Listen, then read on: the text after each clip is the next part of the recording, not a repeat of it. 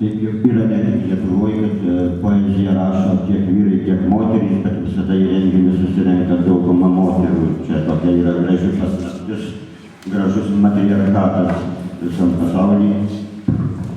Paskaitysiu keletą eilėraščių apie pasivaidenusius miestus ir pasivaidenusias moteris. Pirmas.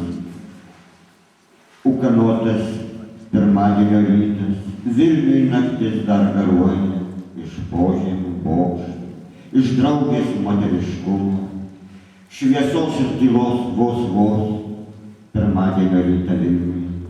Užrakinama daug sapnų, kylant pilies gatve, nesgi pirmadienio rytą. Uždaryti valdovų rūmai ir visa Gedimino pilis, katedra ir muziejai, ir visos paveikslų galerijos, radvilų ir sapiegų sapnai už visų spynų, kur tik nepažiūrėsi, užrakinti veidai ir kaukės, uždarytos alternatyvos pergalė ir pralaimėjimai, užrakinti visi viduramžiai, įkaitai ir belaisviai, Šventarago laikų šventyklos ir Muravjovo štabas, auksakalių dirbtuvės, stiklių namai užrakinti.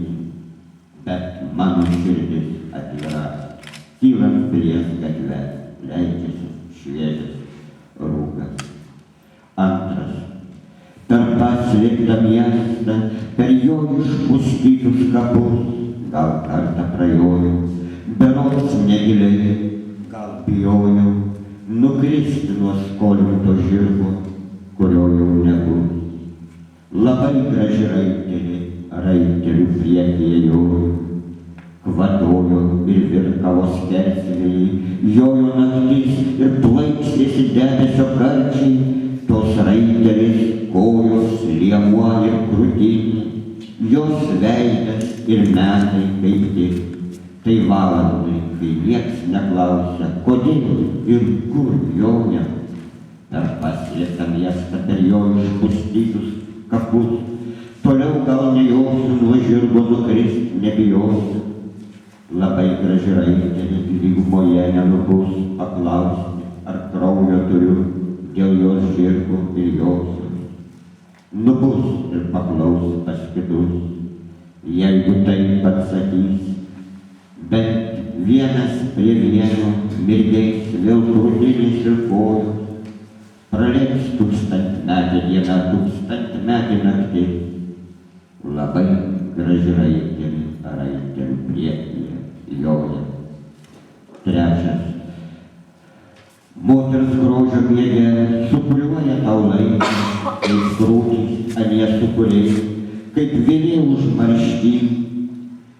Tebemiega pagonių dievai ir gamta jų nekenkia, o antgamtės dėsniai nubus, jeigu bus pažeisti. Gal vidiniam pasauliu, kalnai po gražiom tavo kojom, į mano mintis, pro pirštus žiūri lyg pro stabus. Tebemiega ugnikalniai grožio miegu, pramiegoja tautas ir sapnus jų, rytoj gal dar neatsibus. Giliai grožio miege sidabrinė žuvis griebia svietą, gal iš Bernardinų svetainės girdėti, ne taip parašiai. Taip grožio miegu miega mano kompiuteris, siekia, gal alko svetainė tavęs šio pasaulio svečiai. Pasakai kitą kartą, aš vėl išgirstu. Kitą kartą. Vidiniai kelioniai gal įkalniai sudėjavai, nuo ugnikalnių nuslenka sniegas, pasikeičia kartos ir grožio miegu tebemiega pabodų dievai. Ir dar ketvirtas. Prieš tavo langą šaltai aprasojusi, užauštyje kibirkščiuoja gyvatvorė, dunksi širdis tartum artimo žingsnį. Ir mano pažadinta nebaigiu sapno, daug baltų paukščių ant žemės švytėjo, o kai iš miego prikėliau tave, visi paukščiai pakilo ir tuoj pajuodavo. Tikiuosi, kad sapnas gal neįsipildys, o oro tinkle virš Marijos paveikslo mūsų įgarsina siaubą ir grožį, kokia tu gyva ir godi ir dosni, o vėliau gal išskrisi tyliau negu mūsų, ramiau nei sapne balti ir juodi paukščiai. Galvosiu, kokios maros laiko yra, kai jo jau neturiu, ar manęs tau nereikia.